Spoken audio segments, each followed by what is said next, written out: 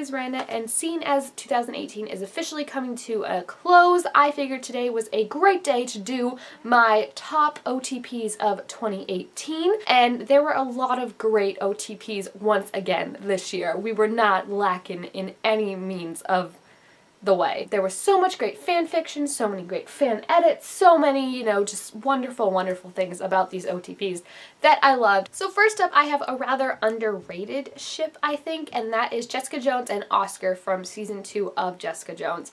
I was not like a huge fan of Luke Cage and Jessica Jones together on the show. I do like them in the comic books. In fact, there's a comic that I was reading where like they have their kid and they're just running around, you know, doing their superhero stuff, but also like raising a baby, and it's adorable. But I was just never sold on them for some reason in this series. So that's why I was pleasantly surprised when they introduced Oscar in season 2. I just feel like he was such a good love interest for Jessica, and I love like kind of how they didn't like each other in the beginning and then they started to warm up to each other. You know how impossible it is for Jessica to warm up to anyone, but I mean there's even like a little kid involved because Oscar has a little kid who loves Jessica, and I just love the whole relationship and how it progressed and how it changed. And someone even had like a very good like side-by-side comparison of like when someone tells Jessica to smile and she's like, oh, like, you know, don't tell a woman to smile, but then Oscar was taking her picture and he was like, okay, don't smile, and she like smiled because it was just so like opposite of what everyone tells her, you know, and it was just really cute to see them together. So I hope we get to see more of them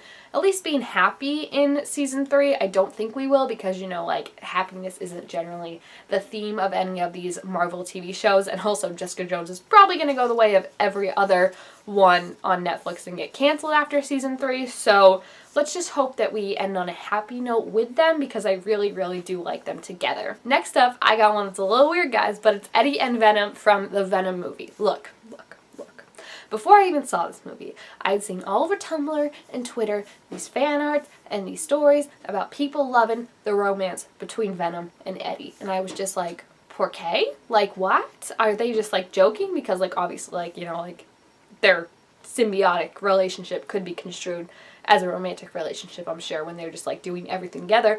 And then I saw the movie, and boy oh boy, did they really lean into the idea that Eddie and Venom were just lovers in the night. Like, it was beautiful. They were just two losers who found each other and changed each other for the better, and I could not be more in love with it. And I truly thank Tom Hardy, the writers, the producers, anyone really involved in the decision to lean that hard into the idea that Venom and Eddie are just biffles rather than enemies, and it was so great and so what I needed to make 2018 not as crappy. Now, as you also may know if you've been following my channel, there were a lot of SCOM remakes this year. This was truly the year of SCOM remakes, and because of that we got a lot of SCOM relationships. So for me, the one that stood out the most would be Jonas and Hannah, which is from the German remake. I just really liked them together, and they were the one I think most out of everyone that I was really rooting for them to not break up as season 1 went on, and also for them to get back together. I just think they were really cute,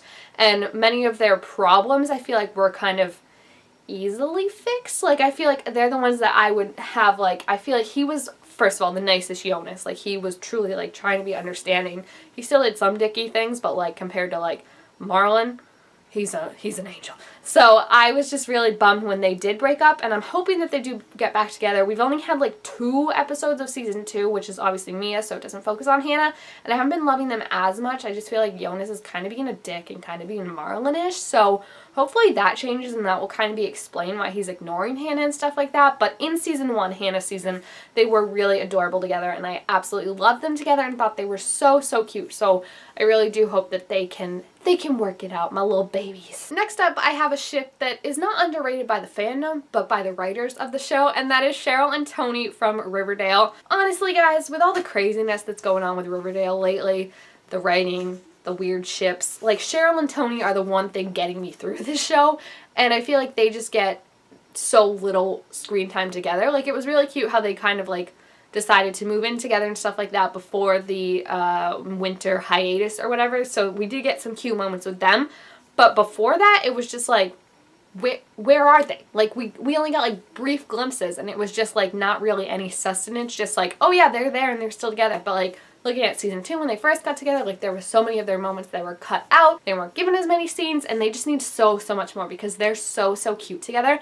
And I freaking love them. I just love how they balance each other out and how Cheryl gets all mushy and soft around Tony instead of, you know, being like this like cold badass that she normally is. Like she can truly be herself with Tony. And it's just a wonderful relationship for someone who's been through a lot of crap as Cheryl has in the first 2 seasons. So I really hope the writers can get their heads out of their asses and learn to actually write more wonderful scenes and keep them in the episodes for Cheryl and Tony. Next up, proving that this is a truly weird collection of OTPs, is from a Disney movie called Zombies, and that is going to be Zed and Addison. If you haven't heard of this movie, basically it's about like zombies that coexist with like humans because they have these Z-bands that can allow them to control like their zombie, you know, urges and stuff like that.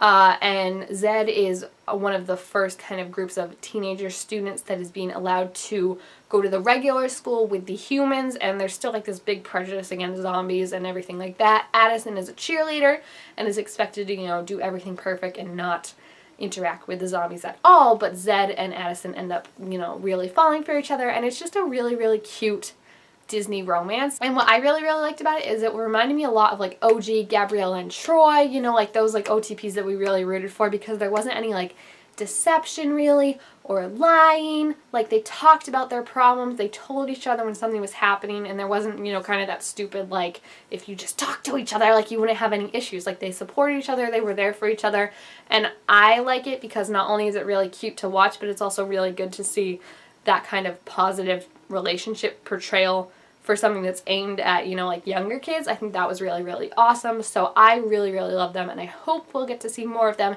in a sequel where they continue to just be awesome and in love and so cute together. Next up, I have an OTP that I have no surprises is on here because I was so looking forward to this show. I wasn't sure if it was going to come out this year.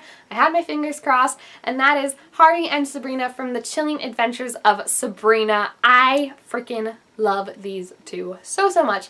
Harvey is, I will admit, towards the like end of the season and the midwinter's tale or whatever, a bit of a dick.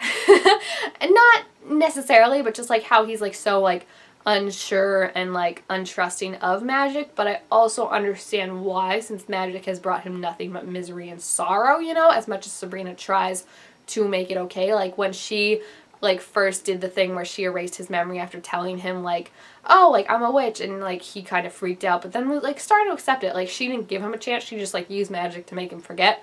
So I see like why he's untrusting of it, and I also kind of do like that. I just hope he doesn't treat Sabrina super differently because of it, but I like it because I feel like Sabrina needs someone who's gonna rein her in. Like I feel like her family all come from, you know, witches and stuff like that, and they're called kind of like magic can solve your problems, stuff like that, blah blah. The weird sisters, you know, are always like, let's do magic, blah blah. Even Nick is like, magic!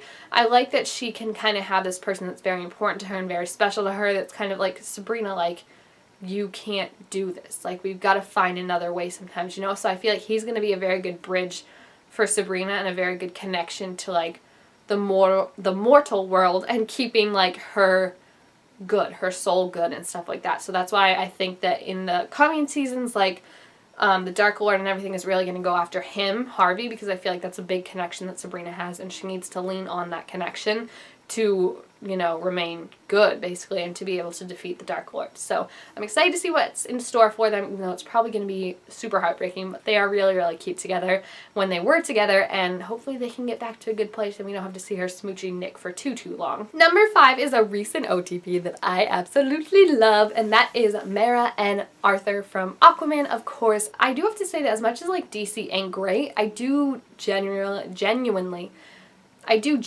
tend to end up loving their ships. I love Steve and Diana. I really liked Lois and Clark, even though I didn't like those movies. So I was like not expecting to love Mera and Arthur as much as I did, just because I think that I thought their relationship would be very much like, he's like, I'm a big strong man, blah blah blah, let me do this, and her just like rolling her eyes and, you know, kind of not respecting each other as equals in the case of Arthur, and, you know, not like being like, hey, Mera is like awesome and can do stuff. So imagine my surprise when I'm watching this movie and like literally he's just in love with her and just like fawns over her like I would, and they're very equal, and there's a very teasing aspect to their relationship, but it's never rude. Like, it's always very much like with a smile or with a smirk, or like the other one like winks or something like that, so you know that like they're in on the joke and they're not being offended by it, you know.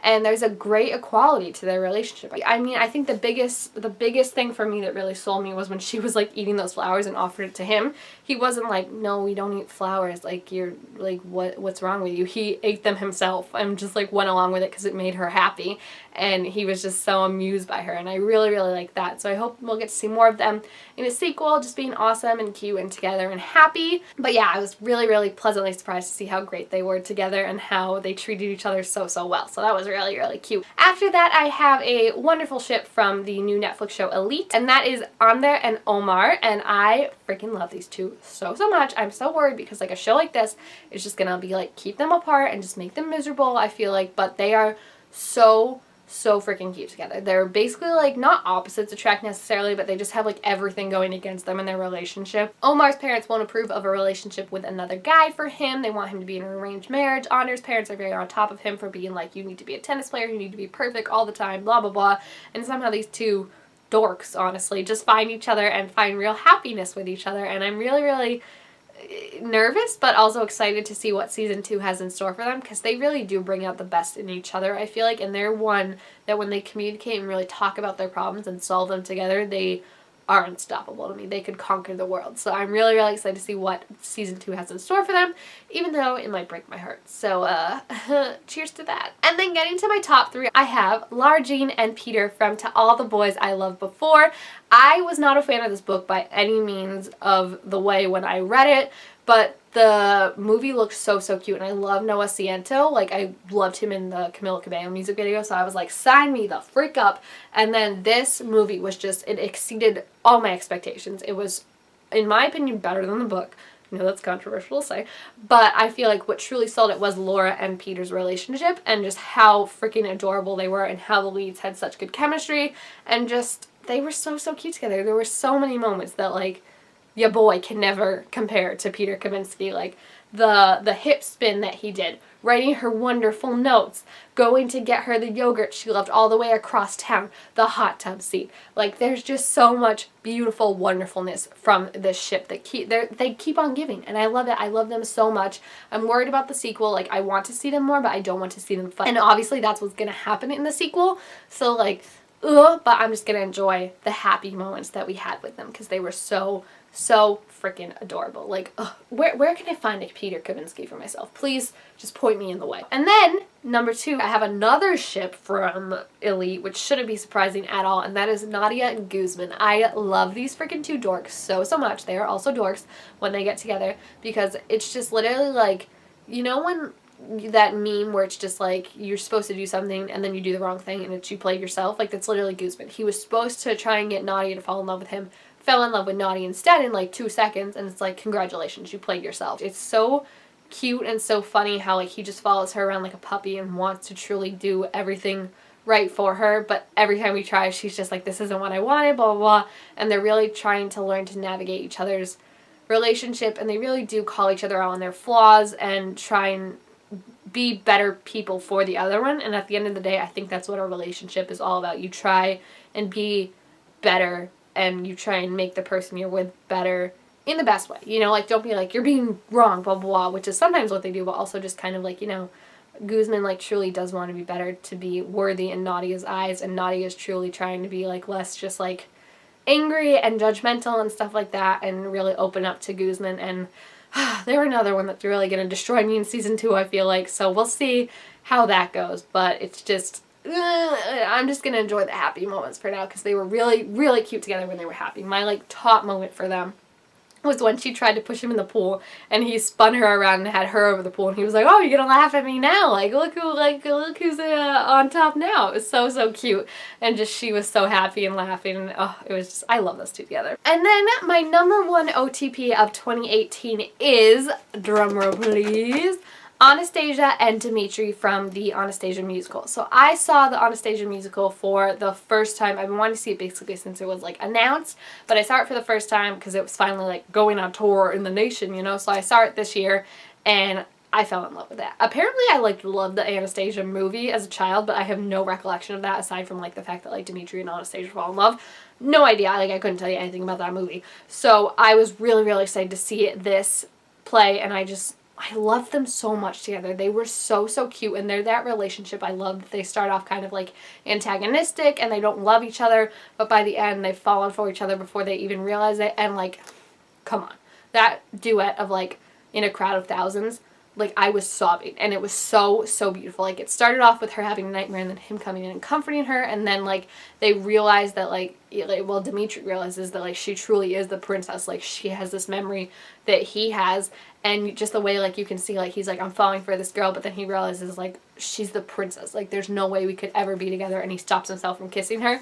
And then just how that affects their relationship for the rest of the play. How like they want to be together, but you know there's all these like obstacles of like she's gonna have to leave if like this really works, and how he just sticks up for her to her grandma and says like, you're being rude to her, like she came all this way, she wants a family, she's lost so much, and you won't even give her a chance. And then the final scene where she runs after him and she stops him at the train station. I freaking love them, guys. I love them so, so, so, so, so much, and I've read so much fan fiction for them, and I already want to see the musical all over again just for them. They're so, so freaking adorable together, guys. I love, love, love, and they're definitely my top OTP of the year in my eyes. It was so, so wonderful. Like, ugh. Alright, so there you have it. Those are my top OTPs of the year. Of course, like I said, there were so many other great OTPs and ships for this year that were not on this list that I also enjoyed, and ones that like I heard of, but I wasn't like watching the shows or movies or stuff like that. So as always, please feel free to leave your OTPs, your favorites of the year, what really caught your eye, what kept you reading fan fiction or rewatching shows or movies. Also, make sure to give this video a thumbs up if you enjoyed it, and subscribe to my channel down below so we can make all sorts of new videos in 2019. And I will see you guys next time. Bye! Or next year, I guess I should say. See you then!